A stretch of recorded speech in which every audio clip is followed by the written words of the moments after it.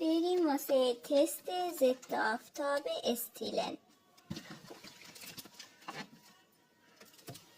خب یه طرفشو با ضد آفتاب استیلن آغشته کردم، یه طرفشو خالی گذاشتم.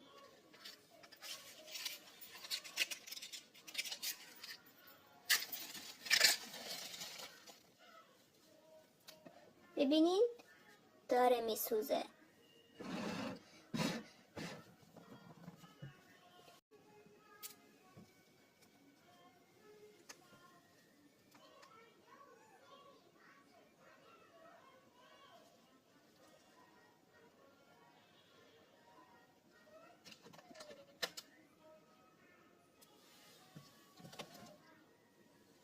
خب بریم سمت دیگه ای که ضد آفتاب استیلن زدیم ببینیم میسوزه یا نه.